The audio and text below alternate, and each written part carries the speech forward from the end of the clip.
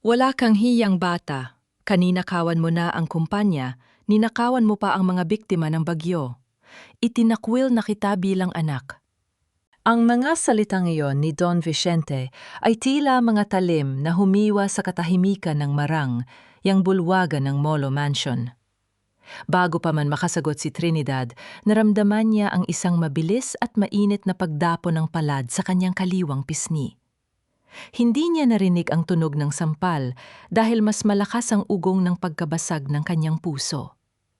Ang kanyang paningin ay nagdilim sandali at ang lasa ng sariling dugo ay unting gumapang sa kanyang labi. Sa kanyang nanginginig na mga daliri, mahigpit na nakahawak si Trinidad sa isang maliit na kahon. Sa loob nito ay ang gintong tramkay tok na hugis sampagita ang huling alaala ng kanyang yumaong ina.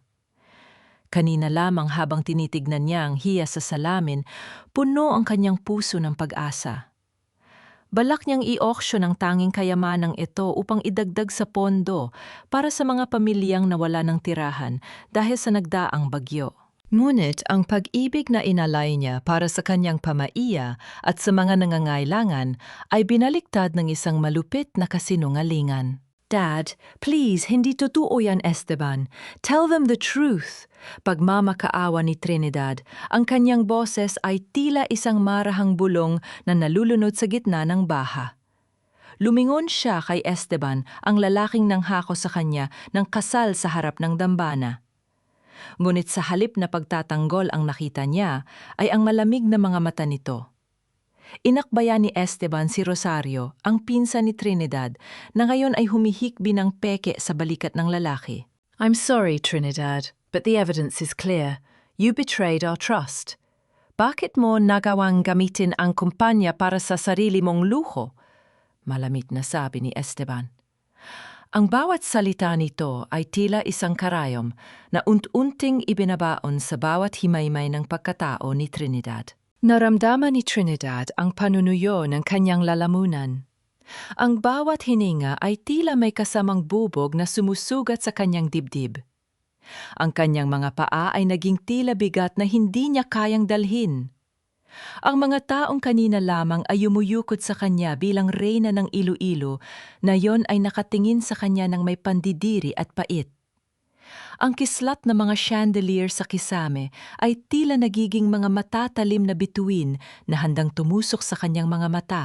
Dahan-dahang lumapit si Rosario, kinuha ang kahon ng sampaguita mula sa kamay ni Trinidad at tinitigan ito ng may halong tagumpay. This doesn't belong to a thief like you, Trinidad. Dadalhin mo lang ang sumpa ng pamilyang Villarreal. Hindi nakasigaw si Trinidad.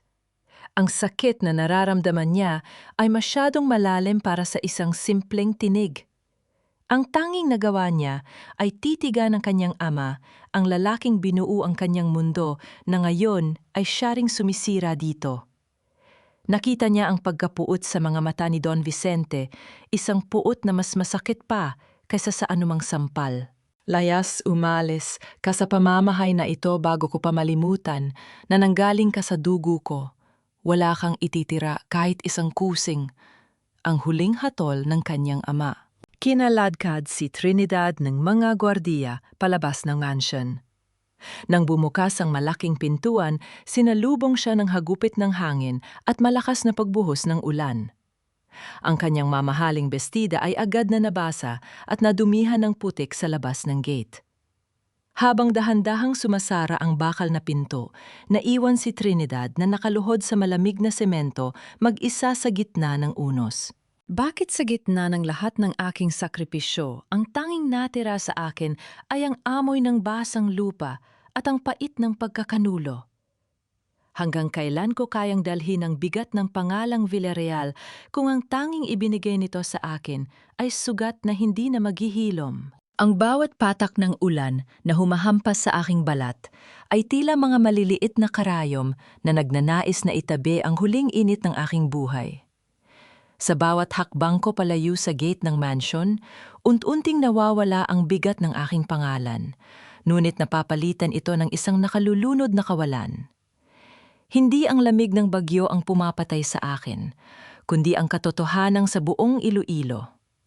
Wala na akong kahit isang pintuang pwedeng itulak para makahanap ng masisilungan. Napadpad ang aking mga paa sa gilid ng ilog, malapit sa lumang terminal ng PA, kung saan ang amoy ng kalawang at dagat ay humahalo sa malakas na ihip ng hangin. Huminto ang aking mundo nang manghina ang aking mga tuhod. Bumagsak ako sa maputik na kalsada, hindi alintana ang duming kumakapit sa aking mamahaling sutla. Sa gitna ng dilim, naramdaman ko ang isang malakas na yabag na mga bota na papalapit sa akin. Huwag kang dito mamatay sa harap ng Terminal Gomez. Maabala pa ang trabaho ko bukas. Isang malalim at paos na boses ang umalingaw-ngaw sa itaas ng aking ulo. Inangat ko ang aking paningin at nakita ang isang lalaki. Magulo ang kanyang buhok, basa ang kanyang sando na nagpapakita ng mga brasyong sanay sa mabigat na gawa. At ang kanyang mga mata ay tila kasing pait ng kapeng barako. Siya si Tomas. Hindi siya nag-atubili. Binuhat niya ako na tila ba wala akong bigat at dinala sa isang maliit na tsoy na gawa sa tagping-tagping kahoy at yero. Ibinaba niya ako sa isang lumang papag. Ang loob ng kanyang tirahan ay amoy langis ng makina at tuyong kahoy. Ngunit sa pagkakataong ito, yon ang pinakamalayang lugar na aking narating. Kumuha siya ng isang kupas na tuwalya at halos ihagis ito sa aking muka. Magpatuyo ka, baka isipin ng mga tao na pinatay kita rito. Madiin niyang sabi habang nagtitimpla ng kape sa isang lumang lata. Salamat, mahina kong bulong habang pilit na pinatitigil ang panginginig ng aking mga kamay. Bakit mo ako tinulungan? Tumingin siya sa akin ng matagal. Isang tingin na tila ba binabasa ang bawat sugat sa aking kaluluwa.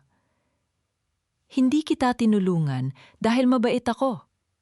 Tinulungan kita dahil ayokong may bangkay na haharang sa daan ng pako bukas. Inumin mo yan. Taglish ka pa kung magsalita mukhang galing ka sa taas. Uminom ako ng kape. Mapait ito, halos walang asukal. Ngunit ang init nito ay tila naging isang maliit na kandila sa gitna ng aking madilim na dibdib. Habang nakaupo ako sa gilid ng papag, napansin ko ang isang jacket na nakasabit malapit sa akin. May isang maliit na pitaka na bahagyang nakalabas sa bulsa nito. Dahil sa hindi maipaliwanag na kuryosidad, dahan-dahan kong hinawakan ang pitaka nang tumalikod si Tomas para ayusin ang kanyang mga gamit. Isang lumang litrato ang nalaglag mula sa loob. Kinuha ko ito at tila ba tumigil ang pagdaloy ng aking dugo? Sa kupas na papel, nakita ko ang isang pamilyar na mukha, isang mas bata. Ngunit malenaw na anyo ni Doña Remedios ang babaeng kasama ni Esteban sa pagsira ng aking buhay. Nakangiti siya sa litrato habang may karga-kargang sanggol at sa likod nito ay may nakasulat na mga salita na tila ba isang sumpa sa aking paningin. Remedios aking buhay, ang basa ko sa aking isipan. Biglang lumingon si Tomas. Ang kanyang mga mata ay biglang nadliyab sa galit nang makita ang hawak ko. Mabilis niyang hinablot ang litrato mula sa aking kamay. Ang kanyang mga panga ay nagangalit sa matinding emosyon. Sino ka ba talaga, Tomas? Ang nanginginig kong tanong. Bakit nasa iyo ang litrato ng babaeng pumatay sa dangal ko? Tumingin siya sa akin, hindi na bilang isang tagapagligtas, kundi bilang isang lalaking may itinatagong lihim na mas malalim pa sa ilog ng Iloilo. Isang mapait na ngiti ang sumilay sa kanyang mga labi. Sinasabi ko sa iyo, Trinidad Villarreal, hindi ka aksidenteng napunta rito sa bilihan ko. At baka sa huli pagsisisihan mo na hindi ka nalang hinaya ang mamatay ng ulan sa labas. Ang pangalag Villarreal na dati ay aking korona. Nayon ay tila isang pabigat na bakal na nakatali sa aking leeg.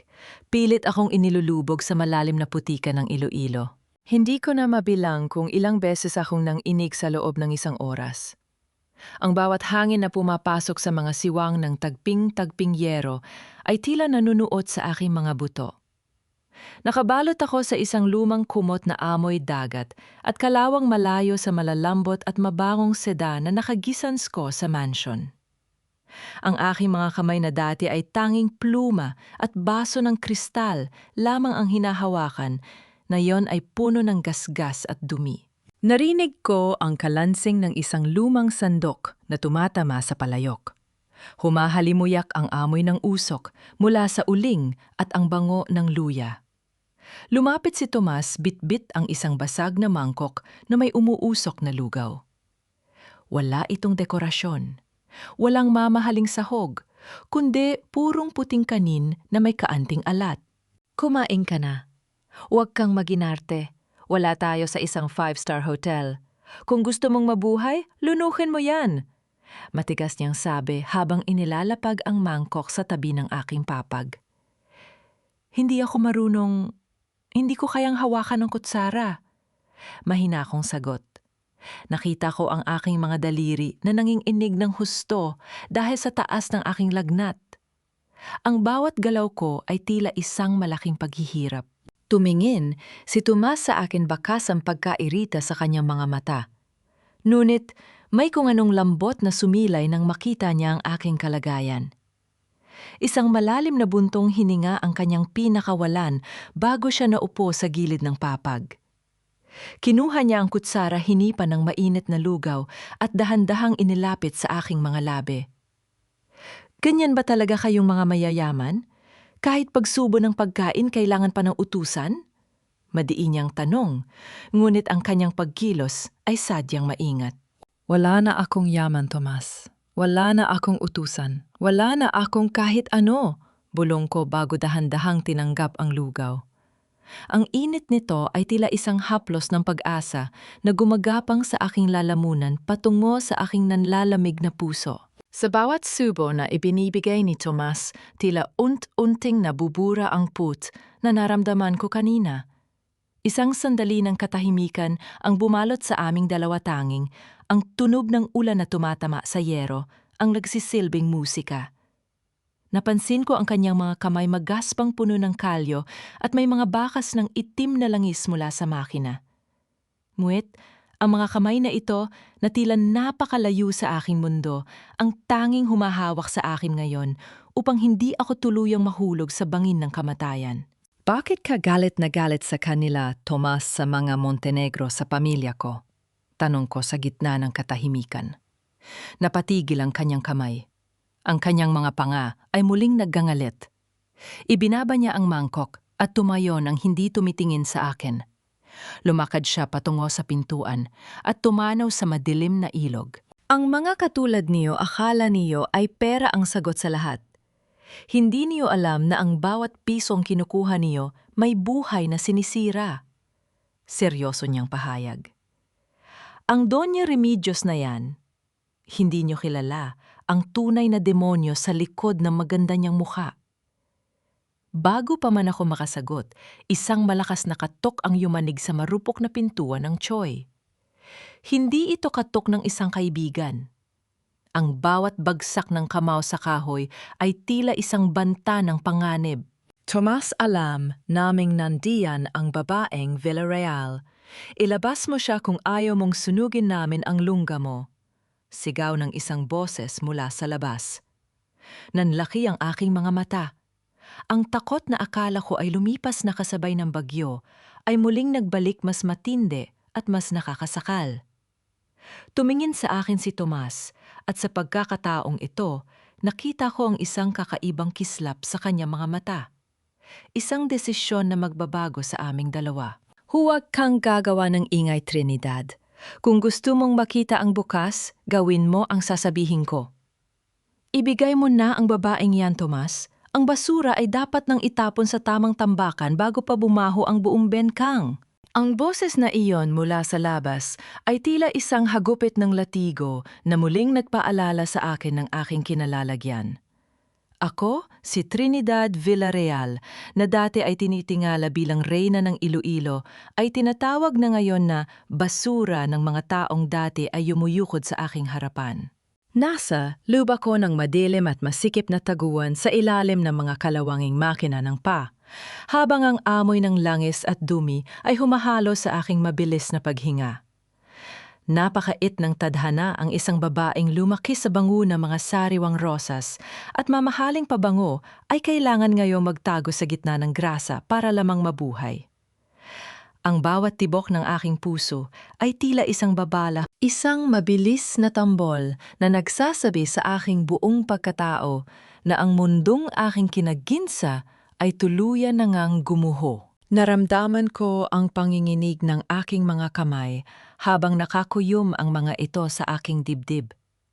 Ang hapdi ng sampal ng aking ama ay tila muling nag-aapoy sa aking pisingi. Ngunit mas masakit ang katotohanang mas pinili nilang maniwala sa isang wad na katotohanan kaysa sa sarili nilang dugo.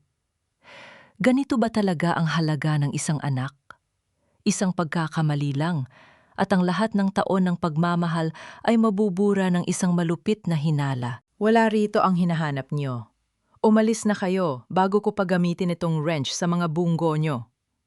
Ang boses ni Tomas ay puno ng kapangyarihan at kawalan ng takot. Naririnig ko ang marahas na paghakbang ng kanyang mga bota sa sahig na gawa sa yero. Bawat tunog ay tila isang panangga sa pagitan ko at ng kamatayan. Don't be a fool, Tomas. Si Doña Remedios na ang naguutos. Alam mo kung anong nangyayari sa mga taong humaharang sa kanya? Sagot ng lalaki. Sa labas, ang tono ay puno ng mapanuyang pangungutya. Ang babaeng Villarreal na yan ay wala ng kwenta. Even her own father wants her gone. Bakit mo pa siya itatago? Sa loob ng aking taguan, tila may isang malaking pader na gumuho sa aking loob. Masakit marinig ang katotohanan mula sa bibig ng ibang tao na ang sarili kong ama ay tinalikuran na ako ng tuluyan. Ang aking mga luha ay nagsimulang pumatak humahalo sa itim na grasa sa aking mukha.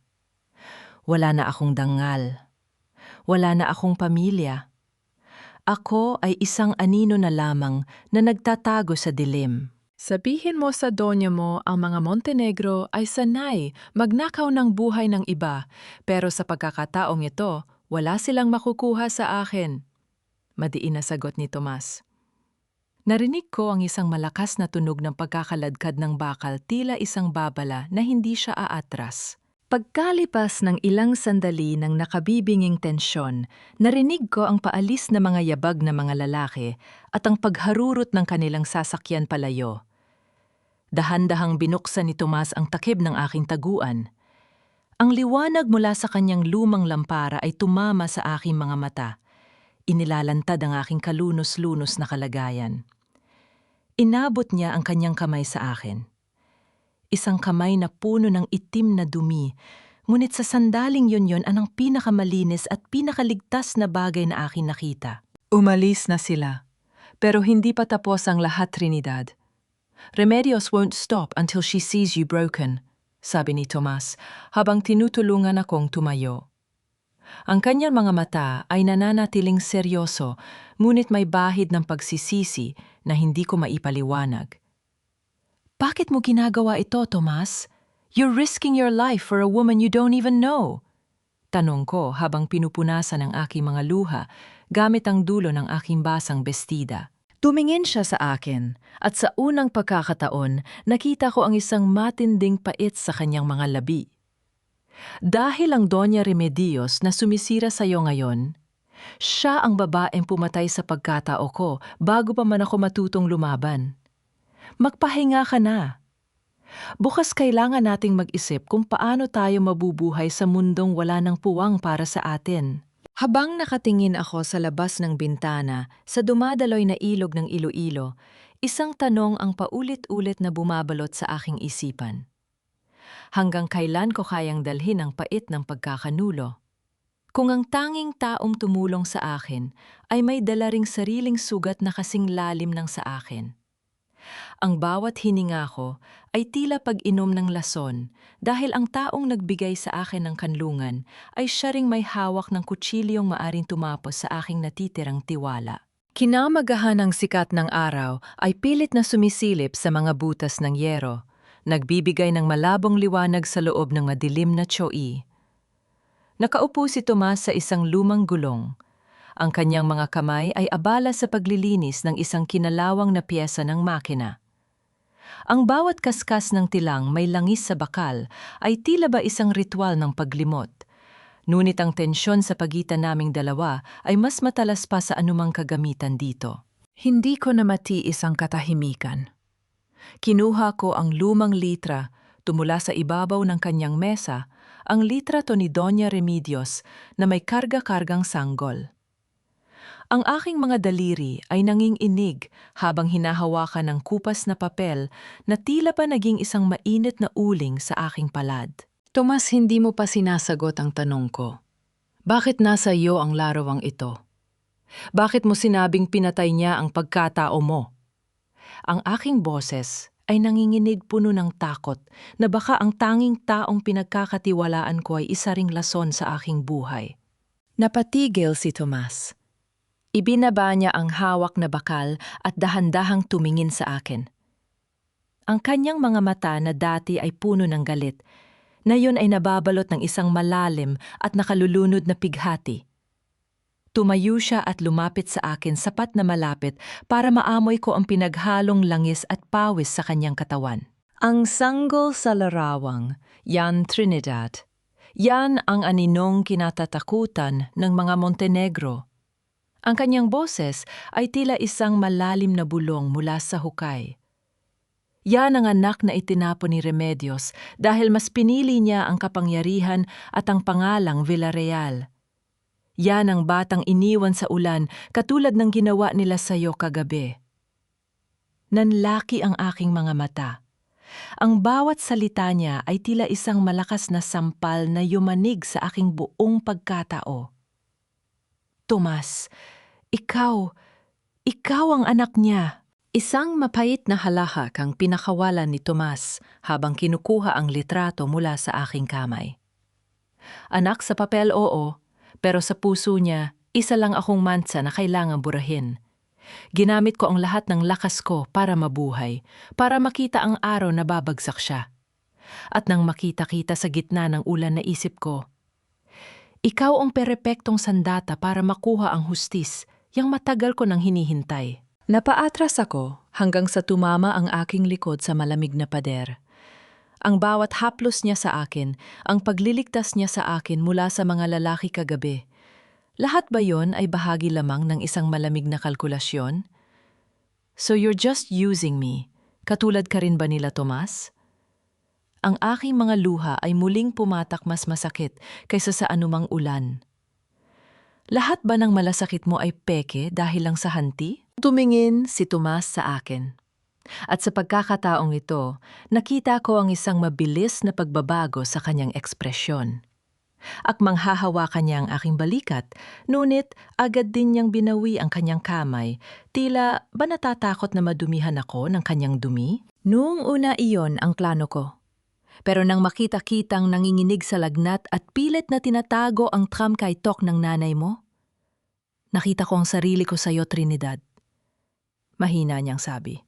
Hindi makatingin ng diretso sa aking mga mata. Pareho tayo mga itinak. Pareho tayo mga basura sa mata ng mga taong napapatakbo sa bayang ito. Bago pa man ako makapagsalita, ang katahimikan ng benkang ay binalot ng isang kakaibang tunog. Hindi ulan, kundi ang marahang paghinto ng isang mamahaling sasakyan sa di kalayuan. Sumilip si Tomas sa siwang ng pinto at mabilis na naging alerto ang kanyang buong katawan. Nahanap nila tayo, Trinidad, at hindi lang mga tauhan ni Remedios ang nandyan. Bulong niya habang mabilis na kinukuha ang kanyang lumang jacket at isang itim na bag. Sino-sino ang kasama nila? Tanong ko habang mabilis na tumatayo ang kaba sa aking dibdib ay tila sasabog na. Ang asawa mo, si Esteban, at may dala silang mga dokumento na magtatapos sa buhay mo ng tuluyan. Naramdaman ko ang paglamig ng aking mga kamay. Sa labas ng Choy, narinig ko ang pamilyar at mapanuyang boses ni Esteban na tumatawag sa aking pangalan, tila isang halimaw na nanunukso sa kanyang biktima. Ang bawat salita niya ay tila isang pangako ng kamatayan para sa huli kong danggal. Ang bawat pirma mo sa papel na ito, Trinidad, ay ang huling pako sa kabaong ng iyong danggal. Huwag mo nang pahirapan ang sarili mo. Ang boses ni Esteban mula sa labas ng Choi ay tila isang malalamig na haplos ng kamatayan. Sa loob ng madilim na silid, nakatayo ako ng tuwid. Ngunit ang aking mga tuhod ay tila gawa sa marupok na salamin na anumang sandali ay maaring babasag. Hawak-hawak ko ang dulo ng aking maruming besti. Ang tela na dati ay simbolo ng aking karangyaan, na yon ay isa na lamang saksi sa aking pagbagsak. Napakasakit isipin na ang lalaking pinang-arap kong makasama sa harap ng altar ay siya ring lalaking sabik na makita akong nakaluhod at nagmamakaawa sa putikan. Sa tabi ko si Tomas ay tila isang estatwa ng galit. Ang kanyang mga kamao ay nakakuyom. Nang mahigpit ang mga ugat sa kanyang braso ay bakas na bakas sa ilalim ng liwanag ng lampara. Nararamdaman ko ang init ng kanyang katawan, isang init na nagmumula sa isang matandang put na matagal nang nag-aapoy sa kanyang dibdib. "Huwag kang lalabas, Trinidad," bulong ni Tomas. Ang kanyang boses ay seryoso at puno ng babala. Ang mga dokumentong dala niya ay hindi tulong, kundi isang bitag para tuluyan kang maipakulong. "Trinidad," sabi ni Don Vicente, "titigil lang ang kaso. Kung pipirmahan mo ang pag-amin na ito, isipin mo ang daddy mo, isipin mo ang kahihiyang ibinibigay mo sa pamilya Villarreal." Muling sigaw ni Esteban, ang kanyang tono ay puno ng wad na malasakit, isang klasikong manipulasyon na dati ay nagpapaniwala sa akin. Naramdaman ko ang isang matinding pait sa aking lalamunan. Ang bawat salita ni Esteban tungkol sa aking ama ay tila isang kutsilyong paulit-ulit na itinusok sa aking puso. Ganito ba talaga ang tingin nila sa akin? Isang kasangkapan na pwedeng itapon at ipahiya para lamang malinis ang kanilang mga pangalan? Ang aking mga luha ay nagsimulang pumatak hindi dahil sa takot, kundi dahil sa pagkadismaya sa sarili kong pagkatao na naging bulag sa loob ng mahabang panahon. Dahan-dahang lumapit si Tomas sa akin. Hinawakan niya ang aking mga nanginginig na kamay. Ang kanyang mga palad ay maggaspang at amoy langis. Ngunit sa sandaling yon, ang hawak na yon, ang naging kaisa-isang anchor ko sa gitna ng nagangalit na dagat. "Tingin sa akin, Trinidad," utos ni Tomas. Inangat ko ang aking paningin at nakita ang isang kakaibang liwanag sa kanyang mga mata. Hindi na ito ang galit ng isang lalaking gustong gumamit sa akin, kundi ang determinasyon ng isang mandirigmang nakahanap ng kakampi. "Sabi mo kanina, pareho tayo mga itinakwil. Kung ganoon pareho rin tayo may karapatang lumaban. Hindi tayo tatakbo lang.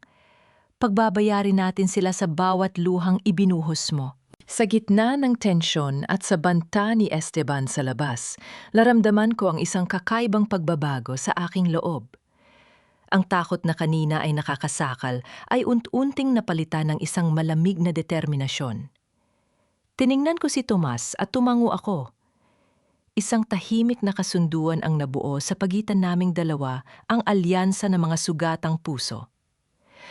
"Anong gagawin natin?" Mahina akong tanong habang pinupunasan ng aking mga luha. "Hayaan mo siyang magsalita. Hayaan mo siyang isipin na nananalo siya," bulong ni Tomas habang mabilis na binubuksan ang isang lihim na compartment sa ilalim ng kanyang papag. May mga records ako rito ng mga iligal na kargamento ni Remedios na dumadaan sa bengkang na ito.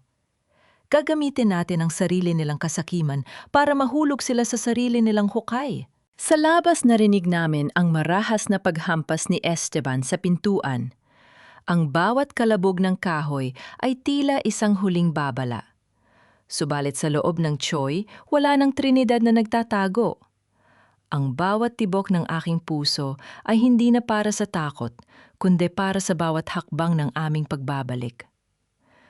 "Tomas, bilangin mo hanggang 3. Kung hindi niyo bubuksan ito, hindi lang ang Choi na ito ang mawawala sayo." Ang banta ni Esteban ay sinalubong lamang ng katahimikan ni Tomas. Lumingon si Tomas sa akin at isang mabilis nuwit makahulugang ngiti ang sumilay sa kanyang mga labi. Ang laro ng hanti ay nagsisimula pa lamang at sa pagkakataong ito, hindi na ako ang biktima na iiyak sa ulan. Huwag mong sayangin ang huling pagkakataong ibinibigay ko sa iyo, Trinidad. Pirmahan mo na ito at mawawala ang lahat ng sakit. Ang boses ni Esteban ay puno ng nakakasulasok na kayabangan, tila ba siya ay isang Diyos na nagbibigay ng kapatawaran sa isang makasalanan. Sa loob ng madilim na silid, tinitigan ko ang aking mga kamay. Ang mga kamay na dati ay tanging mga mamahaling alahas at mga dokumento ng tagumpay. Ang hinahawakan ngayon ay nababalot ng itim na grasa at tuyong putik. Ang bawat lamat sa aking mga kuko ay tila ba isang mapa ng aking pagkabigo, isang paalala na ang lahat ng kinang ng aking nakaraan ay isa lamang palang marupok na ilusyon. Ngunit sa tabi ko, naramdaman ko ang matatag na presensya ni Tomas. Ang kanyang hininga ay kalmado malayo sa mabilis at nanginginig na tibok ng aking puso. Inabot niya sa akin ang isang lumang folder na puno ng mga dokumentong matagal na niyang itinatago, ang mga records ng mga kumpanya ni Doña Remedios na ginagamit sa pagpupuslit ng mga illegal na kargamento sa Bencang. Sa sandaling, iyon ang takot sa aking dibdib ay unting natunaw, napalitan ng isang malamig at matalim na determinasyon. Kung kasakiman ang nagtulak sa kanila na sirain ako, kasakiman din ang gagamitin ko upang pasabugin ang kanilang mundo.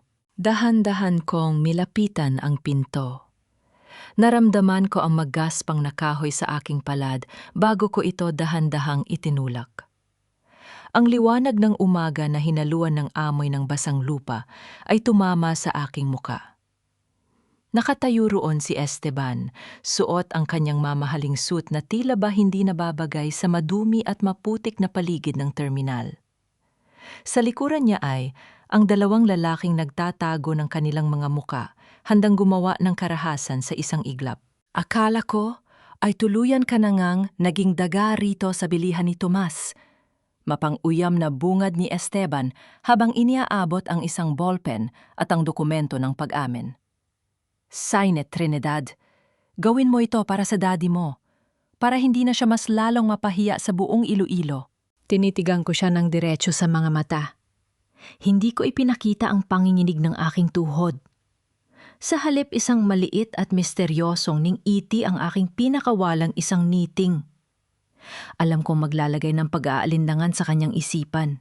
Bakit ko naman pipirmahan ang isang kasinungalingan, Esteban? Kung alam nating dalawa na ang perang hinahanap nyo ay wala sa akin, ang aking boses ay malumanay. Tila ba wala kaming kinakaharap na panganib? Iniisip ko lang, bakit pa kayo nagmamadaling ipakulong ako? Hindi ba dahil kailangan nyo ng bagong proyekto para pagtakpan ang butas na iniwan nyo sa kumpanya? Napatigil si Esteban. Bahagyang kumunot ang kanyang noo senyal as natinamaan ko ang kanyang mahinang punto. What are you talking about? Ang Greener Harbor Project. Dugtong ko gamit ang pangalang imbento namin ni Tomas kanina. Nalaman ko mula sa isang lihim na source na ang gobyerno ay naghahanap ng mga partner para sa ₱1 bilyong expansion ng Bencang dito sa Iloilo. Isang proyekto na sadyang inilaan para sa mga kumpanyang may malanis na records o sa mga kumpanyang kayang magpanggap na malinis. Nakita ko ang kislap ng kasakiman sa mga mata ni Esteban. Alam ko ang takbo ng kanyang utak. Palagi siyang naghahanap ng mas malaking halaga, mas malaking kapangyarihan. Nandito sa akin ang mga blueprint at ang listahan ng mga kailangang pirmahan para makuha ang bidding na yon. Patuloy ko habang itinaas ang folder na ibinigay ni Tomas na tila ba isang banal na kasulatan. Pipirmahan ko ang pag-amin na gusto mo, Esteban. Pero sa isang kondisyon, isama mo ang kumpanya ni Doña Remedios sa bidding na ito. Hatiin natin ang makukuha nating porsyento. Trinidad, nababaliw ka na ba? You're a criminal now. Anong magagawa mo sa bidding? Singhal niya, nuit hindi siya umatras. Kriminal sa mata niyo. Pero ako lang ang nakakaalam ng mga sikreto ng kumpanya ni Dad na kailangan niyo para manalo. Sagot ko ng may kumpiyansa. Think about it, Esteban. ₱1 billion project. Mas malaki pa yan kaysa sa 120 million na ibinibintang niyo sa akin. Ituloy niyo ang kaso, mawawala ang lahat. Makipag-ugnayan kayo sa akin at pare-pareho tayo magiging hari at reyna ng Iloilo. Tumingin si Esteban sa kanyang mga tauhan bago muling ibinaling ang paningin sa akin. Ang tension sa pagitan namin ay tila isang kuryenteng handang sumabog. Alam kong kagat na siya sa pain. Ang kasakiman ay isang sakit na walang gamot at iyon ang magiging mitsa ng kanilang pagguho. Bibigyan kita ng 2 araw, Trinidad. Ipakita mo sa akin ang mga dokumentong sinasabi mo. Banta niya, bago tumalikod at sumakay sa kanyang sasakyan. Pero tandaan mo, kapag nalaman kong niloloko mo ako, sisiguraduhin kong wala ka nang babalikang Iloilo. Nang makaalis ang kanilang sasakyan, naramdaman ko ang biglang panghihina ng aking mga binti. Napakapit ako sa pintuan ng Choi. Lumapit si Tomas at hinawakan ako sa balikat, ang kanyang mga mata ay puno ng katanungan. Sigurado ka ba sa ginawa mo, Trinidad? You just invited the devil to dance with us, mahina niyang paalala. Tumingin ako sa malawak at maalon na ilog. Tomas, hindi tayo mananalo kung mananatili tayong biktima. Kailangan nating maging mas masama kaysa sa kanila para makuha ang katarungan. Ngunit sa gitna ng aking matapang na salita, isang bagay ang hindi ko napansin. Isang maliit na recorder na nakatago sa bulsa ni Tomas, ang kanina pa umiilaw. Sino ba talaga ang kakampi ko sa laban na ito? Ang bawat tibok ng aking puso ay tila isang babala, isang paalala na sa larong ito ang tiwala ay isang luksuryang hindi ko na kayang bayaran. Gabi na sa bengkang at ang tanging nagbibigay ng liwanag sa loob ng Choi ay ang aandap-andap na ningas ng isang maliit na kandila. Ang katahimikan ay nababalot ng amoy ng dagat at ang marahang kalansing ng mga alon na tumatama sa mga luma at kinakalawang na pa sa labas. Nakaupo ako sa sahig abala sa pag-aayos ng mga dokumentong gagamitin naming pain para kay Esteban. Ang bawat pahina na aking sinusulatan ay tila ba isang hakbang patungo sa isang bangin. Hindi ko alam kung ito ba ang aking kaligtasan o ang aking tuluyang pagguho. Magpahinga ka na muna, Trinidad. Kanina ka pa nakatitig sa mga papel na yan. Baka pati ikaw ay maniwala na sa sarili mong kasinungalingan. Ang boses ni Tomas ay mas malapit kaysa sa inaasahan ko. Naramdaman ko ang kanyang presensya sa aking likuran. Hindi ko na malaya na nakatayo na pala siya roon, pinagmamasdan ng bawat galaw ng aking mga kamay. Lumingon ako, at sa ilalim ng malamlam na liwanag ng kandila, nakita ko ang paglambot ng kanyang matitigas na anyo. Ang kanyang mga mata na dati ay puno ng pait, ngayon ay tila may dalang, isang uri ng lungkot na nagnanais ding makahanap ng kanlungan. Dahan-dahang lumuhod si Tomas sa aking tabi.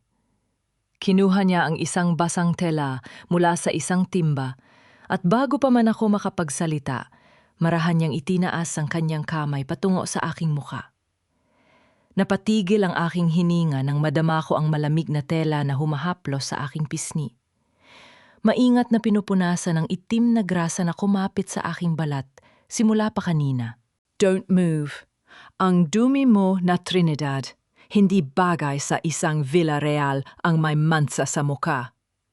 Pulong niya ang kanyang mga mata ay nakapako sa aking mga labi. Naramdaman ko ang isang kakaibang init na gumagapang sa aking dibdib, isang kilig na matagal ko nang kinalimutan, ngunit may kasama itong kaba. Sa bawat haplos ni Tomas, tila ba may isang bahagi ng aking puso ang nagnanais na maniwala sa kanya na magtiwala na hindi niya ako sasaktan. Ngunit sa gilid ng aking paningin, napansin ko ang kanyang itim na bag na bahag, yang nakabukas sa ilalim ng papag. Doon, nita ko ang isang maliit na gadget na may umiilaw na pulang tuldok, ang recorder na kanina pa pala nakabukas. Biglang nanlamig ang aking buong katawan. Ang init ng kanyang haplos ay tila naging isang malupit na paalala na sa mundong ito, ang bawat yakap ay maaring may kapalit na traidor na balak. Tomas, bakit mo ito ginagawa? Mahina akong tanong habang pilit na inilalayo ang aking mukha sa kanyang kamay. Is this also part of your revenge? Ang protektahan ako habang palihim na kumukuha ng ebidensya laban sa akin? Napatigil ang kamay ni Tomas sa hangin. Ang kanyang muka ay nabalot ng isang madilim na anino. Hindi siya sumagot agad sa halip, ay ibinaba niya ang tela at tumayo tinitigan ng recorder na aking tinutukoy. Sa mundong kinagis-ans ko, Trinidad, ang ebidensya ang tanging panangako laban sa mga katulad nyo. Matigas niyang sagot, ngunit bakas ang pang-ininig sa kanyang boses. Para manalo tayo, kailangan nating maging handa sa lahat ng pwedeng mangyari. Even if it means recording every word you say. Bago pa man ako makasagot ng may galit ang katahimikan ng gabi, ay binalot ng tunog ng marahang pagbasag ng mga tuyong sanga sa labas ng Choy. Isang anino ang dumaan sa harap ng bintana. Mabilis akong hinila ni Tomas patungo sa pinakamadilim na sulok ng silid. Ang kanyang malakas na braso ay pumulupot sa aking baywang upang patahimikin ako. Ang kanyang hininga ay mainit sa aking leeg at ang amoy ng kanyang balat ay tila naging kaisa-isang hangin na aking nalalanghap sa gitna ng takot. May mga tauhan ni Esteban na bumalik. Naririnig namin ang kanilang marahang pag-uusap sa labas, ang tunog ng kanilang mga bota na lumulubog sa maputik na lupa habang pinalilibutan ng aming pinagtataguan. Nandito lang sila sa paligid, siguraduhin nyo na walang makakatakas. Ang boses ng isang lalaki ay tila isang bulong ng kamatayan sa dilim. Siksik na siksik ang aking katawan sa dibdib ni Tomas. Ramdam ko ang mabilis na tibok ng kanyang puso na tila ba sumasabay sa kaba ng sa akin. Sa gitna ng panganib na ito, isang nakakatakot na katotohanan ang bumalot sa akin. Ang tanging taong maaring magligtas sa akin ngayon ay siya ring taong maaring tumapos sa aking huling pag-asa. Huwag kang bibitiw, Trinidad, bulong ni Tomas sa aking tainga habang ang kanyang kamay ay mahigpit na humawak sa isang bakal na tubo na nasa tabi namin. Ano man ang mangyari, huwag kang aalis sa tabi ko. Ang liwanag ng isang flashlight ay tumama sa siwang ng pinto, dahan-dahang gumagalaw patungo sa aming kinaroroonan. Ang bawat segundo ay tila isang taon ng paghihintay, kung kailan tuluyang susuko ang aming tadhana. Ang bawat hininga ko ay tila isang nakaw na sandali, isang pagsusumamo sa tadhana na huwag mo nang ituloy ang hatol sa aking buhay. Habang ang init ng katawan ni Tomas ang nagsisilbi kong tanging pananga sa dilim. Ang liwanag ng flashlight mula sa labas ay dahan-dahang gumapang sa mga siwang ng pintuan, tila isang mahabang daliri ng kamatayan na naghahanap ng mabibiktima. Siksik na siksik ako sa dibdib ni Tomas at sa sobrang lapit namin, nararamdaman ko ang bawat mabilis na pintig ng kanyang puso na tila sumasabay sa kaba ng sa akin. Ang amoy ng dagat kalawang at ang matapang na bango ng kanyang balat ay bumabalot sa aking mga pandama, isang halo ng takot at isang uri ng seguridad na hindi ko maipaliwanag. Naramdaman ko ang kanyang magaspang na palad na marahang tumakip sa aking bibig. Ang kanyang mga daliri ay may bakas pa ng itim na langis, ngunit sa sandaling iyon, ang haplos na iyon ay tila pinakamahalagang pangako ng kaligtasan. Huwag kang hihinga ng malakas, Trinidad, ang tila bulong ng hangin sa aking tainga. Ang bawat hibla ng aking pagkatao ay nakatuon sa tunog ng mga bota sa labas na dahan-dahang lumulubog sa maputik na lupa. Sigurado ka bang nandito sila? Baka naman nilaloko lang tayo ni Esteban. Ang boses ng isang lalaki sa labas ay puno ng inip. Dito lang yan sila tatakbo. Wala nang ibang mapupuntahan ang huling reyna ng Iloilo, kundi sa basurang ito. Sagot ng isa pa na sinundan ng tunog ng pagdura sa lupa. Sa gitna ng panganib, hindi ko mapigil ang mapaisip sa sinabi ni Tomas kagabi tungkol sa recorder. Tumingin ako sa kanyang mga mata sa ilalim ng dilim. Nakita ko ang isang matinding determinasyon, ngunit mayroon ding isang uri ng pagsisisi na tila ba ayaw niyang aminin. Bakit kailangan maging ganito? Bakit ang taong nagbibigay sa akin ng init ay siya ring taong palihim na kumukuha ng bawat salita ko para sa kanyang sariling hanti? Ang tiwala ko ay tila isang marupok na sinulid na anumang oras ay maaring maputol. Ngunit sa sandaling ito siya lang ang may hawak sa akin. Nang tuluyang lumayo ang mga yabag ng mga lalaki at ang tunog ng kanilang sasakyan ay naging isang malabong dagundong na lamang sa malayo dahan-dahang bumitaw si Tomas. Ang lamig ng gabi ay agad na pumalit sa init ng kanyang yakap at bigla akong nakaramdam ng isang uri ng pangungulila na hindi ko dapat maramdaman. Kailangan nating kumilos, Trinidad. Kagat na si Esteban sa pain mo, sabi ni Tomas, habang binubuksan ang kanyang itim na bag at tinitignan ang recorder. Inoff niya ito at tinitigan ako ng seryoso. Gagamitin natin ang kasakiman ni Doña Remedios. Alam kong hindi siya makakatulog hanggat hindi niya nakukuha ang Greener Harbor Project. Kahit na ang kapalit nito ay ang tuluyan kong pagtalikod sa pamilya ko, mahina kong tanong habang inaayos ang aking magulong buhok. Tinalikuran ka na nila, Trinidad.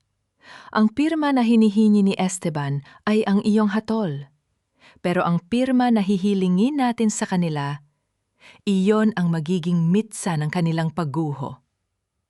Ang boses ni Tomas ay puno ng kapangyarihan. Kinuha ko ang folder ng proyekto at tinitigan ang mga pekeng dokumentong aming binuo. Ito na ang huling sayaw.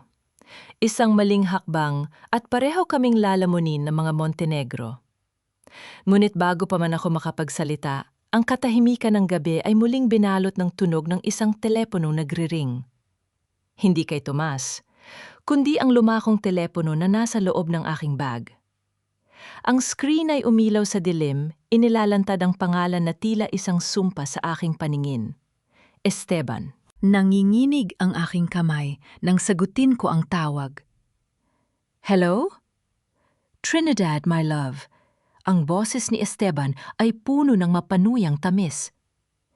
Kinausap ko na si Doña Remedios. Interesado siya sa proyektong sinasabi mo. Makikipagkita kami sa iyo bukas sa Bencang. Dalhin mo ang lahat ng dokumento. At Trinidad, huwag mong subukang magdala ng kahit sino, lalo na ang Tausofa na yan. Kung gusto mong linisin ang pangalan mo, sumunod ka sa akin. Nang maputol ang tawag, tiningnan ko si Tomas. Nakita ko ang pag-aalala sa kanyang muka na pilit niyang itinatago sa likod ng kanyang matitigos na anyo. Ang laro ng kasakiman ay opisyal na nagsimula at ang taya ay hindi lamang ang aking danggal, kundi ang buhay ng lalaking unt-unti nang nagnanakaw ng aking puso sa gitna ng digmaan. Bagay na bagay sa iyo ang dumi sa mukha mo, Trinidad. Mukha ka na talagang basura sa tabi ng basurang terminal na ito. Ang matinis na boses ni Rosario ay tila isang matalim na bubog na sadyang itinapak sa aking sugat. Nakatayo siya sa harap ko, suot ang isang marangyang puting damit na tila ba hindi nararapat sa magaspang na sahig ng Bencang. Ngunit hindi ang kanyang panlalait ang nagpatigil sa pagdaloy ng aking dugo. Ang aking paningin ay nakapako sa kanyang buhok. Doon kumikinang sa ilalim ng sikat ng araw ay ang gintong tram-kaitok na hugis, sampagita, ang nag-iisang alaala ng aking yumaong ina na kanyang ninakaw. Ang bawat kislap ng hiyas na iyon ay tila isang malakas na sampal sa aking pagkatao. Naramdaman ko ang panunuyo ng aking lalamunan at ang pamilyar na hapdi sa aking dibdib. Yon ang hiyas na dapat sana ay nagligtas sa mga biktima ng bagyo. Ngunit ngayon ay naging dekorasyon lamang sa ulo ng isang babaeng walang puso. Gusto kong sumigaw. Gusto kong sunggaban ang aking pinsan at bawiin ang danggal na kinuha niya sa akin. Ngunit mahigpit kong naramdaman ang hawak ni Tomas sa aking siko mula sa likuran.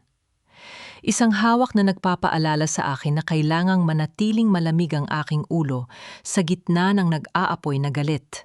Don't look at it like that, Trinidad. This is mine now. Katulad ng lahat ng pag-aari mo na naging akin na rin. Dagdag ni Rosario habang hinahaplos ang sampagita ng may mapanuyang ngiti. Pati si Esteban at ang atensyon ni Don Vicente, wala nang natira sa iyo. kundi ang amoy ng langis at ang tuso pa na ito. Ikinuyom ko ang aking mga palad hanggang sa bumaon ng aking mga kuko sa aking balat. Ang sakit na pisikal ay naging panangga ko sa emosyonal na pagkadurog. Tumingin ako kay Rosario nang walang anumang luha. Isang matalim at direktang tingin na tila ba binabasa ang bawat kasinungalingang nakatago sa likod ng kanyang mamahaling makeup. Maging ang pinakamahal na hiyas, Rosario, ay nawawalan ng ningning kapag ang nagsusuot ay may maduming kaluluwa. Ang aking boses ay kalmado tila isang malalim na ilog na hindi natitinag ng anumang bagyo. Isusuot mo ang tramkaitok ni Mama, pero hinding-hindi mo makukuha ang respeto na meron siya. You're just a thief in a silk dress. Nakita ko ang mabilis na pagbabago sa mukha ni Rosario. Ang kanyang mapanuyang ngiti ay napalitan ng isang nanggagalaiting anyo. Akmang sasampalin niya ako, ngunit mabilis na humarang si Tomas. Ang presensya ni Tomas ay tila isang pader na bakal na naghihiwalay sa amin. "Huwag mo susubukan, miss. Baka makalimutan kong babae ka at masaktan kita." Ang boses ni Tomas ay puno ng bantasapat na upang mapaatras si Rosario nang may halong pakot. Tama na yan, ang maautoridad na boses ni Esteban ang bumasag sa tensyon.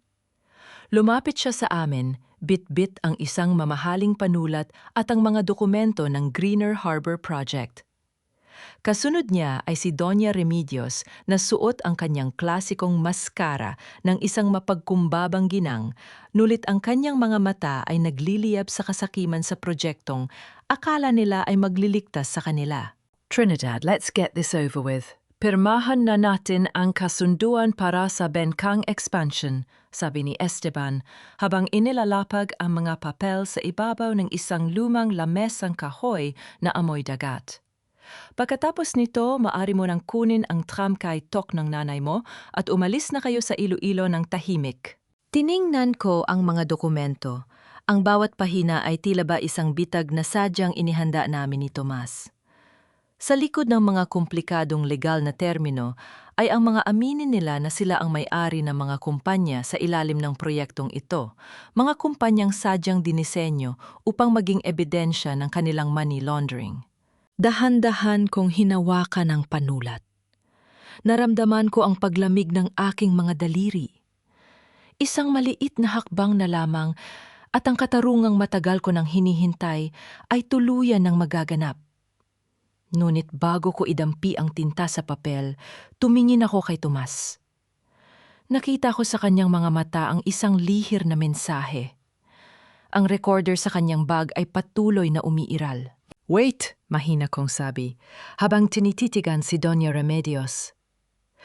"Gusto kong si Doña Remedios ang unang pumirma bilang witness at co-investor, para sigurado na hindi niyo ako lolokohin." Sumilay ang isang mapagmataas na ngiti kay Remedios. "Anything for the family, Trinidad. After all, utang na loob mo sa amin ang pagkakataong ito na makabawi." Kinuha ni Remedios ang panulat at mabilis na nilagdaan ang kanyang pangalan. Ang tunog ng panulat na sumasagasa sa papel ay tila musika sa aking pandama. Ang bawat guhit ng kanyang lagda ay ang paggawa ng sarili nilang kulungan. Subalit sa sandaling yon, isang hindi inaasahang tunog ng sirena ng pulis ang narinig namin mula sa malayo papalapit sa Bencang. Nanlaki ang mga mata ni Esteban at mabilis niyang hinablot ang mga dokumento. "Trinidad, anong ginawa mo?" sigaw niya habang pilit na tinatago ang kanyang takot. Lumingon ako sa dagat kung saan ang alon ay tila bumubulong ng aking tagumpay. "Hindi ako ang tumawag sa kanila, Esteban. Baka nakalimutan niyo, ang kasakiman niyo ay may sariling ingay na nakakaakit sa katarungan." Ngunit ang hindi ko alam si Tomas ay biglang nawala sa aking tabi. Sa gitna ng gulo, nakita ko siyang tumatakbo patungo sa kabilang dako ng terminal, bit-bit ang bag na naglalaman ng recorder. Sino ba ang tunay niyang tinatawagan? Ang pinakamasakit na sugat ay hindi nagmumula sa mga kaaway, kundi sa puwang na iniwan ng taong akala mo ay mananatili sa tabi mo hanggang sa huli. Habang papalapit ang tunog ng mga sirena, tila ba dahan-dahang gumuguho ang semento sa ilalim ng aking mga paa. Ang kawalan ni Tomas sa aking tabi ay mas masakit pa kaysa sa banta ng pagkakulong. Sa bawat segundo ng katahimikan, ang hinalang itinatago ko sa aking puso ay tila isang lason na mabilis na nanunuot sa aking mga kalamnan. Niloko ba niya ako? Ginamit lang ba niya ang lahat ng aming pinaghirapan upang iligtas ang sarili niyang balat? Trinidad, anong ibig sabihin nito? Bakit may mga pulis? Ang nanggagala-iting sigaw ni Esteban habang mahigpit na hawak ang mga dokumentong may pirma ni Doña Remedios. Ang kanyang mukha na dati ay puno ng kayabangan, ngayon ay nababalot ng isang malapot na takot. Mabilis na kumilos si Doña Remedios. Inayos niya ang kanyang marang, yang balabal, at pilit na ibinalik ang kanyang maskara ng pagiging isang kagalang-galang na ginang. Huwag kang mag-alala, Esteban. We have the documents. Sabihin lang natin na tinatangka tayong i-blackmail ng babaeng ito. Isang Villarreal ang nakataya rito, hindi tayo ang babagsak. Tumingin ako sa paligid. Naghahanap ng anino ni Tomas sa gitna ng mga naglalakihang kargamento at kalawanging makina. Ang hangin ay amoy dagat at usok isang amoy na habambuhay na mauukit sa aking alaala bilang amoy ng pagkakanulo. Sa bawat yabag ng mga pulis na papalapit, mas lalong sumisikip ang aking dibdib. Biglang mula sa likuran ng isang lumang pa, lumitaw si Tomas. Hindi siya tumatakbo palayo. Sa halip, naglalakad siya ng may dahan-dahang katiyakan at sa kanyang tabi ay isang lalaking nakauniporme, isang mataas na opisyal ng kapulisan. Hawak pa rin ni Tomas ang itim na bag, ngunit ang recorder na kanina ay umiilaw sa loob ay nasa kamay na ngayon ng opisyal. Hindi ko siya iniwan, Trinidad. Ang tila bulong ng kanyang mga mata nang magtagpo ang aming mga paningin. Isang mabilis na daloy ng init ang gumapang sa aking dibdib. Ngunit ang pait ng pagdududa ay hindi pa rin tuluyang nawawala. Officer, arestuhin niyo ang babaeng yan. She tried to swindle us with a fake project. Ang matapang na utos ni Doña Remedios, itinaturo ako ng may pandidiri. Ngunit ang opisyal ay hindi gumalaw patungo sa akin. Sa halip, hinarap niya si Remedios at si Esteban. Doña Remedios Esteban Montenegro, hindi po kami narito dahil sa reklamo nyo. Narito kami dahil sa ebidensyang ipinadala ni Tomas sa amin ng live mula sa recorder na ito. Ang inyong mga pag-amin sa money laundering at ang pirma nyo sa mga dokumentong ito ay sapat na upang dalhin kayo sa istasyon. Nanlaki ang mga mata ni Remedios. Ang kanyang aristocratic na tindig ay dahan-dahang bumigay. Subalit sa gitna ng gulo si Rosario ay hindi nagpatalo.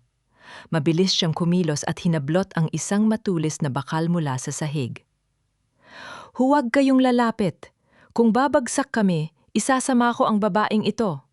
Ang hirit ni Rosario habang marahas akong hinila at itinatama ang bakal sa aking leeg. Sa gitna ng tensyon, naramdaman ko ang kislap ng sampagwita tramkaytok sa kanyang buhok.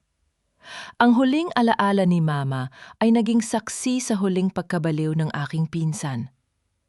Mabilis na humakbang si Tomas, ang kanyang mga mata ay nagliliyab sa protektadong galit.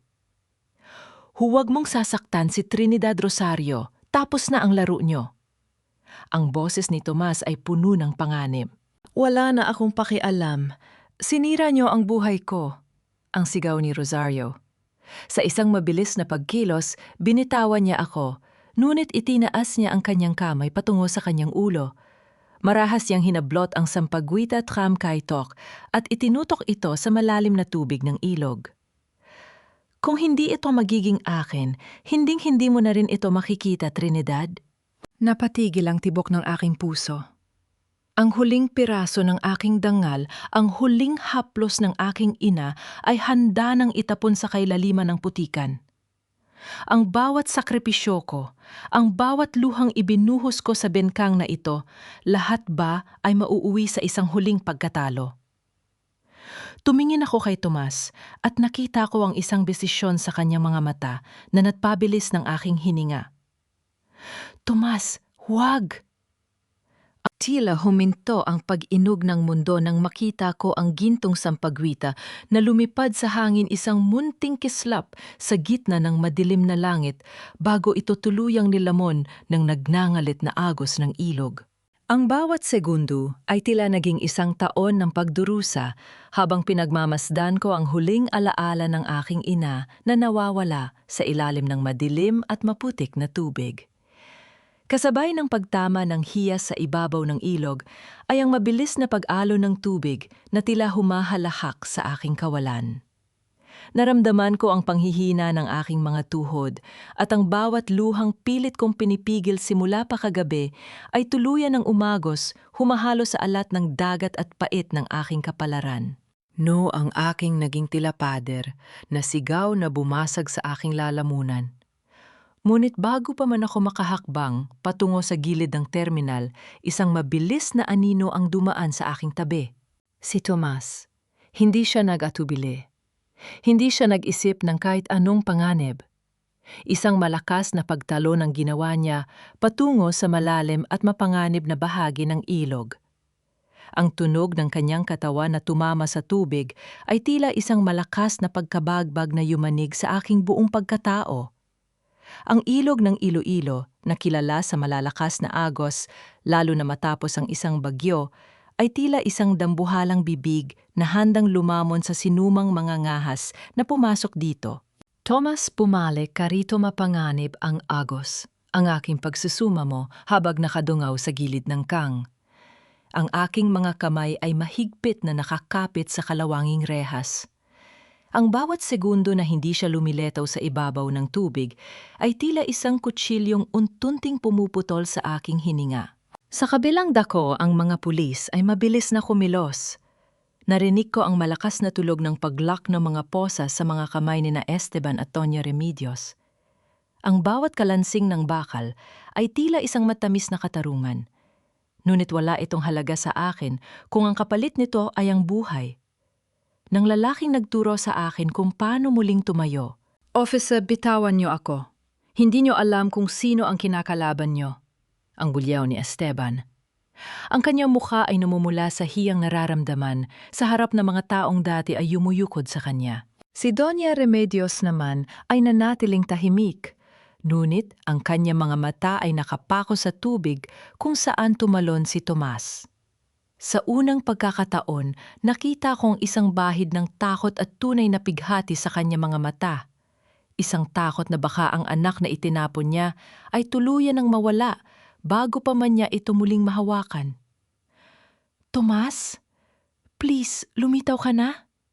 Bulong ko sa hangin ng aking mga luha ay patuloy na pumapatak sa madilim na tubig. Makalipas ang ilang sandali na tila, walang katapusan, isang malakas na pag-alon ang naganap sa dikalayuan. Lumitaw ang ulo ni Tomas hinihingal at pilit na lumalaban sa malakas na agos. Sa kanyang kanang kamay mahigpit niyang itinataas ang gintong sampagwita. Ang kislap nito sa ilalim ng araw ay tila isang simbolo ng aming muling pagkapanalo. Naramdaman ko ang isang matinding luwag sa aking dibdib. Tinulungan siya ng mga pulis at ng iba pang mga tersurpa na makabalik sa Pampang. Nang mailapag siya sa semento basa at nanginginig sa lamig, agad akong lumapit at nayakap siya ng napakahigpit. Wala akong pakialam kung mabasa ang aking damit. Wala akong pakialam kung makita kami ng buong mundo. You're a fool, Tomas. Bakit mo ginawa yan? It's just a piece of jewelry. Sabi ko sa pagitan ng aking mga hikbi. Dahan-dahang binuksan ni Tomas ang kanyang palad at inilagay ang sampagwita tramkay-tok sa aking kamay. Hindi lang ito alahas, Trinidad. Ito ang danggal mo. At hinding-hindi ko hahayaang nakawin nila yan sa'yo muli. Sa gitna ng aming sandali ang katahimikan ng terminal ay binalot ng tunog ng isa pang sasakyan na dumating. Isang itim na limousine na may pamilyar na logo ng pamilya Villarreal. Bumukas ang pinto at lumabas ang aking ama si Don Vicente. Nakatayo siya ron, ang kanyang mukha ay nababalot ng matinding pagsisisi at kahihiyan. Tumingin siya sa akin pagkatapos ay kay Esteban na nakaposas at kay Tomas na nanginginig sa tabi ko. Ang tensyon sa pagitan namin ay tila isang mabilis na kidlat na handang sumabog. Trinidad, ang mahinang tawag ni Dad, ang kanyang boses ay nanginginig sa emosyon. I was wrong. Patawarin mo ako, anak. Tiningnan ko ang aking ama, ang lalaking nagbigay sa akin ng pinakamasakit na sampal sa aking buhay. Ang bawat hibla ng aking puso ay nagnanais na tumakbo sa kanya. Ngunit ang aking mga paa ay nanatiling nakatapak sa tabi ni Tomas. Hindi sapat ang salita, Dad, ang aking malamig na tugon. Saan ka nung kailangan ko ng kakampi? Saan ka nung ang ulan lang ang tanging yumayakap sa akin? Bago pa man makasagot si Don Vicente, isang malakas na sigaw mula kay Rosario ang bumasag sa usapan. Hindi pa tapos ang lahat. May isang sikreto pa kayo hindi alam tungkol sa perang nawawala. Ang lahat ay napalingon kay Rosario na ngayon ay hawak ng isang pulis.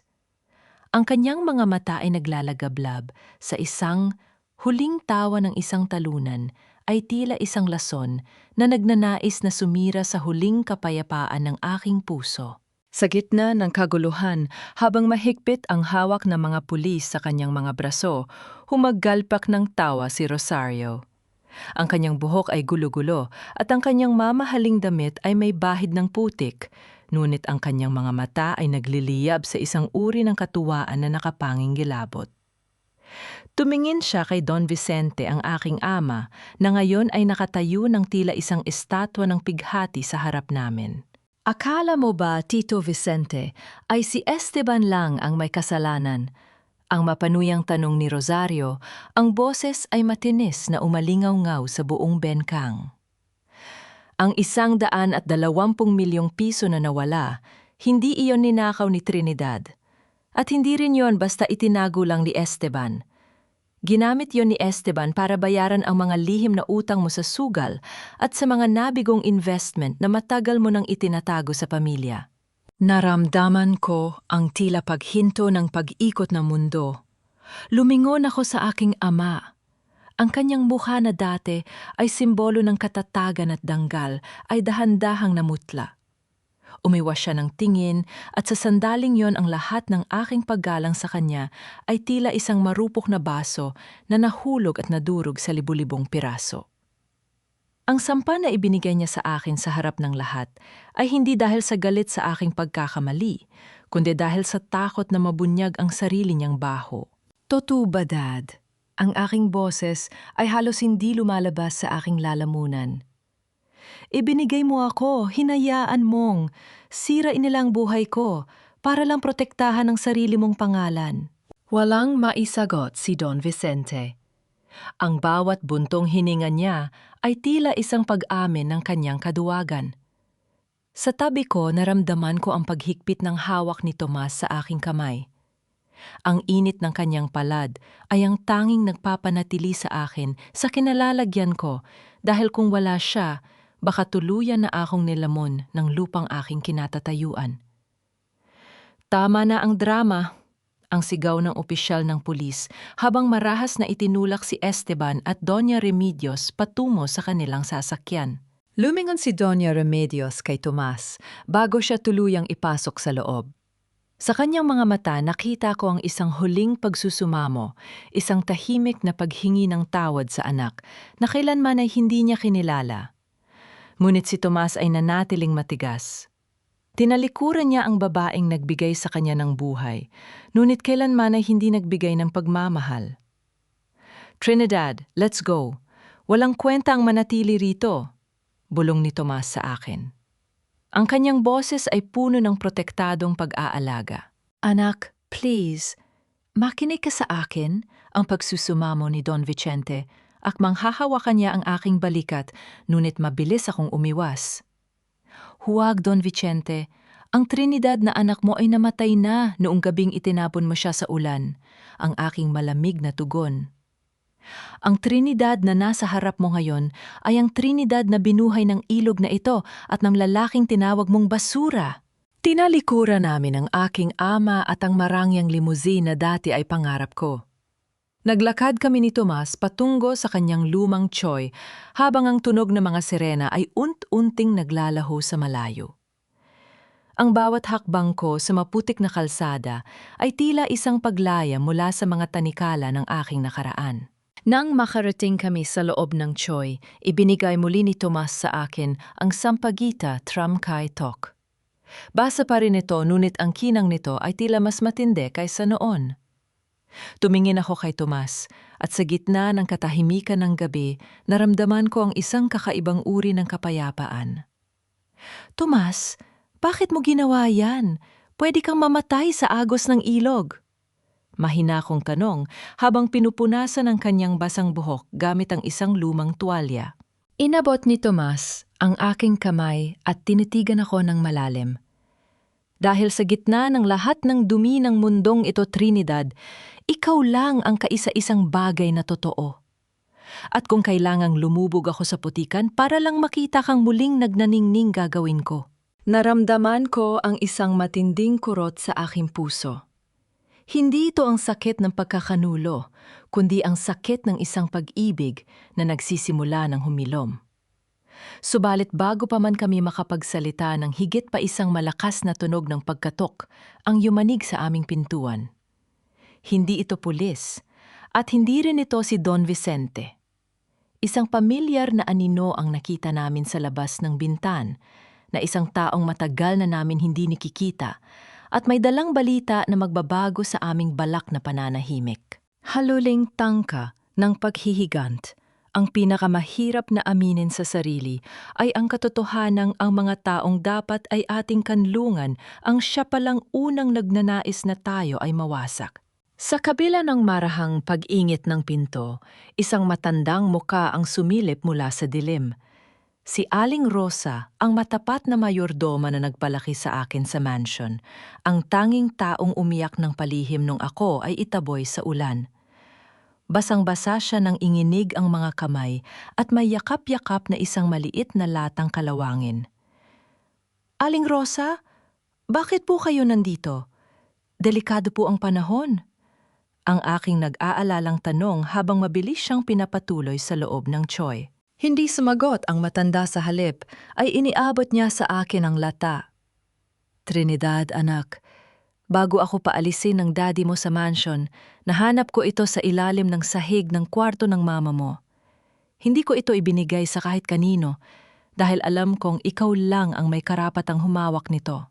Nang buksan ko ang lata, bumungad sa akin ang isang liham na may sulat kamay ng aking ina at isang lumang dokumento ng pagmamay-ari ng lupa sa baybayin ng Iloilo, ang lupang kinatatayuan mismo ng terminal ni Tomas. Nanlaki ang aking mga mata. Ang lupang ito na akala ni Tomas ay kinuha sa kanila ng mga Villarreal ay sadyang ibinili ni Mama para sa anak ng kanyang matalik na kaibigang si Remedios bago pa man malunod sa kasakiman ng lahat. Tumingin ako kay Tomas. Ang kanyang muka ay nabalot ng gulat at hindi maipaliwanag na pighati. Ang hantong matagal niyang dinala. Ang galit na naging mitsa ng kanyang buhay ay nakabase sa isang masakit na pagkakamali. Ang aking ina ay sinubukang itama ang lahat, ngunit itinago iyon ng aking ama upang manatili ang kontrol sa bengkang. Tomas, hindi tayo magkaaway. Matagal na tayong pinagbuklod ng isang pangako na ninakaw ng mga taong ganid sa kapangyarihan. Bulong ko habang ipinapakita ang dokumento sa kanya. Isang matagal na katahimikan ang bumalot sa amin. Ang tanging naririnig ay ang marahang patak ng tubig mula sa basang damit ni Aling Rosa. Dahan-dahang lumapit si Tomas sa bintan at tumanaw sa malawak na ilog na tila ba doon niya hinahanap ang nawalang mga taon ng kanyang buhay. Ilang taon akong namuhay sa dilim Trinidad, ilang taon kong isinumpa ang pangalan niyo. Ang boses ni Tomas ay puno ng basag na emosyon. At ngayon, nalaman kong ang pamilya mo pa pala ang nag-iisang nagmalasakit sa amin. Napaka-ironic ng buhay. Hinarap niya ako At sa unang pagkakataon nakita ko ang kawalan ng katiyakan sa kanyang mga mata. Na yung maayos na ang lahat, na yung malinis na ang pangalan mo. Babalik ka na ba sa mansion You Are a Villarreal? Hindi ka bagay sa tabi ng isang thirst spa na puno ng grasa ang mga kamay? Kumirot ang aking dibdib sa sinabi niya. Ang kanyang kawalan ng tiwala sa sarili ay mas masakit pa kaysa sa anumang sampal. Hinawakan ko ang kanyang mga kamay. Ang mga kamay na sumagip sa akin, ang mga kamay na nagbigay sa akin ng lugaw nung ako ay mamatay na sa gutom. Ang mansion ay isang gintong hawla, Tomas. Ang Iloilo River na ito, ang terminal na ito, dito ko nahanap ang tunay na Trinidad. Ang aking boses ay puno ng paninindigan. I will not go back to that world. Ibibigay ko ang aking mga share sa mga manggagawa ng Villarreal Corp. Sapat na sa akin ang kapayapaang nahanap ko rito. Bago pa man makasagot si Tomas, isang marahas na paghinto ng sasakyan sa labas ang muling yumanig sa aming paligid. Hindi ito ang limousine ni Dad. Ito ay isang itim na van at mula rito ay bumaba ang mga tauhan ni Esteban na nakatakas sa mga pulis. Trinidad, alam naming hawak niyo ang mga huling dokumento. Ibigay niyo yan kung ayaw niyong mauwi sa abo ang terminal na ito. Ang sigaw mula sa labas na sinundan ng amoy ng gasolina na unting bumabalot sa hangin. Nanlaki ang aking mga mata nang makita ko ang isang mitsa na may apoy na itinapon sa gilid ng Choy. Ang huling pagtatangka ng mga Montenegro na sunigin ang lahat ng ebidensya at ang aming buhay ay nagsisimula na. Sa bawat mabilis na paglamon ng apoy sa aming tanging kanlungan, naramdaman ko ang init ng kamatayan na humahabol sa aming huling pag-asa. Ang amoy ng gasolina ay tila isang malupit na pabango na sumasakal sa aking bawat hininga. Mabilis na gumapang ang mga dila ng apoy sa mga tuyong dingding ng Choy, lumilikha ng isang nakatutulig na liwanag sa gitna ng madilim na gabi. Ang bawat pagputok ng mga tuyong kahoy at ang pagguho ng ilang bahagi ng yero ay tila mga hiyaw ng pighati mula sa lugar na naging saksi sa aming muling pagkabuhay. Trinidad, lumabas ka na, bilis, ang sigaw ni Tomas habang pilit niyang itinutulak ang isang mabigat na aparador upang harangan ang pagpasok ng apoy sa kinalalagyan ko.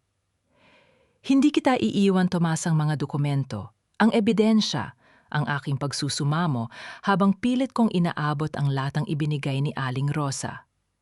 Ramdam ko ang nakapapasong init na dumidikit sa aking balat at ang makapal na usok na unting nagpapalabo sa aking paningin. Sa gitna ng panganib, isang marahas na paghila ang naramdaman ko.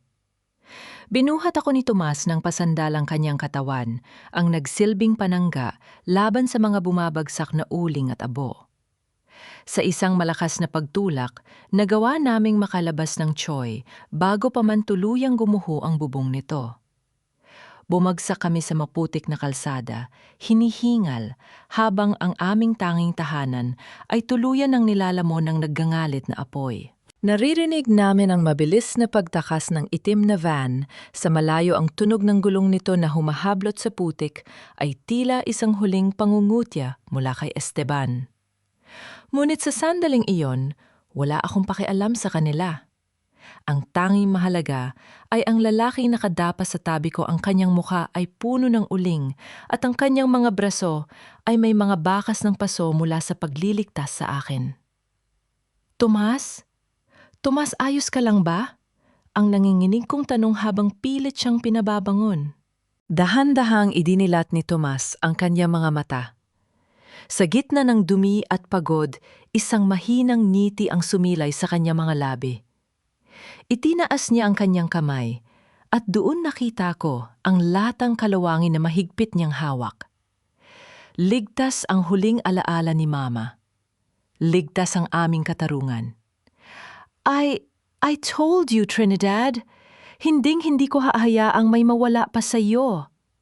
Ang kanyang boses ay paos, ngunit puno ng isang katapatan na nagpaiyak sa akin ng tuluyan. Dumating ang mga bumbero at ang mga pulis makalipas ang ilang sandali, ngunit para sa amin tila huminto ang oras. Nakaupo kami sa gilid ng Iloilo River, pinagmamasdan ang unting paghupa ng apoy. Ang bawat abo na lumilipad sa hangin ay tila mga anino ng aming nakaraan na tuluyan ng sinusunog ng tadhana. Lumapit sa amin ang opisyal na kasama ni Tomas kanina. Nakuha na namin ang lahat ng kailangan, Trinidad. Sa dokumentong ito at sa recorder ni Tomas, wala nang kawala ang mga Montenegro at pati ang daddy mo ay kailangang humarap sa korte para sa obstruction of justice at illegal gambling. Tumingin ako sa malawak na ilog. Ang bawat alon ay tila bumubulong ng kapayapaan. Wala na ang Trinidad na takot sa sampal ng mundo. Wala na ang Trinidad na nagtatago sa ilalim ng pangalan ng kanyang ama. Sa gitna ng abo at putik na hanap ko ang aking tunay na sarili. Ano nang plano mo ngayon, Trinidad? Mahinang tanong ni Tomas habang nakatitig din sa tubig. Wala na ang choy ko. Wala na ang lahat ng pinaghirapan ko. Inabot ko ang kanyang kamay at mahigpit itong hinawakan. Ang aming mga daliri ay magkahalo ang dumi at paso, ngunit ang init ng aming pagkakaugnay ay mas matindi kaysa sa anumang apoy. Hindi, Tomas, na yon pa lang tayo magsisimula, ang aking paninindigan. Ang lupang ito, ang terminal na ito, atin ito. Bubuhayin nating muli ang Benkang hindi para sa mga Villarreal, kundi para sa mga taong katulad mo na kailanman ay hindi sinukuan ng ilog na ito. Isinandal ko ang aking ulo sa kanyang balikat. Naramdaman ko ang kanyang paghinga na unti-unting kumakalma. Sa unang pagkakataon, hindi ko na kailangang mangarap ng mansion o mga mamahaling iyas. Sapat na sa akin ang amoy ng dagat, ang init ng balikat ni Tomas, at ang katotohanan sa bawat pagbagsak may isang taong handang sumalo sa akin nang walang anumang kapalit. Ang bawat sugat sa aking katawan ay tila naging mga medalya ng aking tagumpay. Ang Trinidad Villarreal na itinapon sa ulan ay wala na. Ang nakatayo rito ay isang babaeng handang bumuo ng sariling mundo kasama ang lalaking nagturo sa kanya na ang tunay na danggal ay hindi nasusukat sa ginto, kundi sa tibay ng pusong marunong magmahal sa gitna ng unos. Lumipas ang isang taon at ang bawat hampas ng alon sa pampang ng Iloilo River ay tila isang banayad na kanta ng pasasalamat. Wala na ang amoy ng sunog na kahoy at gasolin. Ngayon, ang hangin ay humahalimuyak sa amoy ng sariwang pintura at ang alat ng dagat na nagbibigay ng buhay sa bagong terminal ng PA. Hindi na ito ang tagping-tagping choy na aming tinaguan nun, kundi isang maayos na Benkang na pagmamayari na ngayon ng mga manggagawa ang mga taong kailanman ay hindi binitawan ng kanilang pag-asa sa gitna ng hirap. Nakatayo ako sa dulo ng pier, suot ang isang simpleng puting bestida na sumasayaw sa ihip ng hangin. Sa aking buhok ay maayos na nakasabit ang gintong sampaguita tram kai tok. Pinagmasdan ko ang kislap nito sa ilalim ng papalubog na araw. Isang taon na ang nakalilipas mula nang makuha ang katarungan. Si Esteban at Doña Remedios ay nananatili sa loob ng rehas binabayaran ang bawat sentimong ninakaw nila sa mga mahihirap. Ang aking ama si Don Vicente ay namumuhay na ngayon ng tahimik at malayo sa ingay ng lipunan, dahan-dahang binubuo ang kanyang sariling pagsisisi. Naramdaman ko ang isang pamilyar na presensya sa aking likuran. Hindi ko na kailangang lumingon para malaman kung sino ang lalaking naglalakad patungo sa akin. Ang bawat yabag ng kanyag mga bota sa kahoy ng pier ay tila isang tinitibok ng aking sariling puso. Trinidad, gabi na. Masyado nang malamig ang hangin dito sa labas. Ang malambot na boses ni Tomas ang bumasag sa aking malalim na pag-iisip. Hinarap ko siya at sumilay ang isang matamis na ngiti sa aking mga labi. Wala na ang itim na grasa sa kanyang mukha, ngunit ang kanyang mga mata ay nananatiling kasing tapat ng ilog na nagbigay sa amin ng pangalawang pagkakataon. Inabot niya ang aking kamay at mahigpit itong hinawakan, isang hawak na puno ng respeto, proteksyon at isang pag-ibig na hindi kailanman naghanap ng kapalit. Iniisip ko lang, Tomas, kung gaano tayo kapalad. Na sa kabila ng lahat ng sakit at pagkakanulo, nahanap natin ang kapayapaan sa gitna ng basurang terminal na ito. Mahina akong sabi habang isinasandal ang aking ulo sa kanyang matatag na balikat. Hindi ito suwerte, Trinidad. Ito ang bunga ng iyong katapangan, bulong ni Tomas habang marahan niyang hinahaplos ang aking buhok. Pinatunayan mo sa lahat na ang isang Villarreal ay hindi nasusukat sa lahi ng mansion, kundi sa tibay ng puso na marunong tumayo matapos ang bawat pagkakalugmok. Tinanong ko ang aking sarili. Napatawad ko na ba ang lahat? Ang pagpapatawad ay hindi nangangahulugang. Kinalimutan ko ang sampal ng aking ama o ang lason ni Esteban. Napatawad ko sila dahil ayokong dalhin ang bigat ng kanilang mga kasalanan sa bawat hakbang ng aking bagong buhay. Ang aking puso ay malaya na hindi dahil nakuha ko ang yaman, kundi dahil nahanap ko ang aking tunay na sarili sa tabi ng lalaking itinuturing ng mundo na walang kwenta. Ngunit para sa akin ay ang pinakamahalagang kayamanan. Napanatag na ang aking kalooban. Ang bawat sugat ng nakaraan ay naging mga pilat na nagsisilbing medalya ng aking tagumpay. Dito sa dalampasigan, natutunan ko na ang tunay na danggal ay hindi nabibili ng ginto at hindi nakasulat sa isang apelyido. Ang tunay na danggal ay ang pananatiling tapat sa sarili at ang pagkakaroon ng lakas na magmahal muli matapos ang isang madilim na bagyo. Habang unti-unting nilalamon ng dilim ang kalangitan at ang mga bituin ay nagsisimulang magningning sa itaas, naramdaman ko ang halik ni Tomas sa aking noo. Isang tahimik na pangako na sa bawat agos ng buhay magkasama naming haharapin ang bawat umaga. Ang reyna ng Iloilo ay wala na. Ngunit ang Trinidad na nakatayo rito sa dalampasigan ay mas makapangyarihan at mas masaya kaysa sa anumang panaginip. Tayong dalawa, Tomas, hanggang sa huling alon, bulong ko sa hangin. Hanggang sa huli, Trinidad, ang kanyang sagot na sinundan ng marahang pagyakap ng gabi sa aming dalawa.